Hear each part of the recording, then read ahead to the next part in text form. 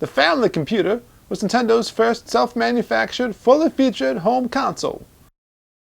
Known as the Famicom for short, the system was released in Japan on July 15, 1983. It's a top-loading cartridge-based system with a plastic flap that acts as a dust cover to protect the contacts. The top of the console is home to the reset button and power switch, which doesn't actually have a power light, but instead exposes orange paint in the on position, because that's the same thing, right? Cartridges can be ejected with a spring-loaded mechanical lever at the top, or more commonly, simply pulled out. Although you should probably turn off the power first.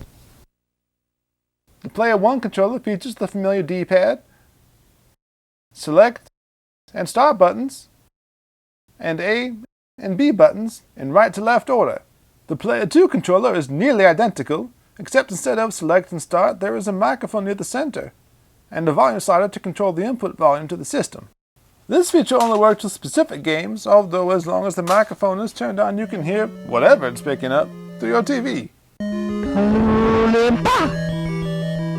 Even though the controllers are hardwired to the back of the console, there are a handful, no pun intended, of third-party controllers that can be used in addition to the 2 existing controllers or as a replacement for controller 1, depending on the game. You can plug these extra controllers into the extension port, which also supported a number of more eccentric peripherals.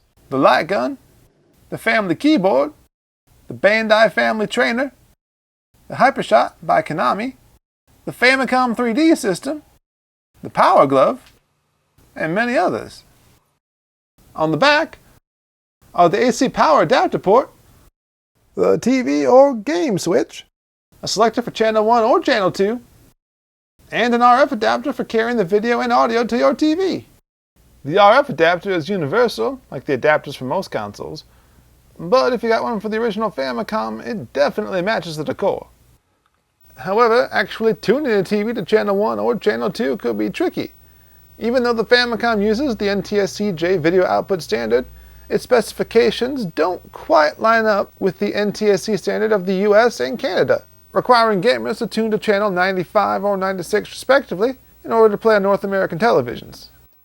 While RF adapters may be universal, Famicom AC adapters are not rated to use the slightly high voltage of US power outlets, so after some time you may find you need a replacement.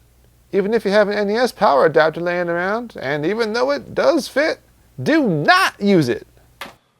I mean it! The Famicom uses DC power, while the NES uses AC power, which will almost certainly send your Japanese system to that great silicon resting place in the sky. If you really must find a replacement outside of Japan, a Sega Genesis Model 1 power adapter should be sufficient, even with the slight voltage differences. The Famicom launched with 3 titles: Donkey Kong, Popeye,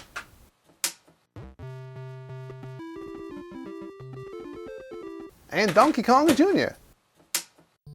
Each one of them an 8-bit port of a classic Nintendo arcade game, which is exactly how they were billed when released in America.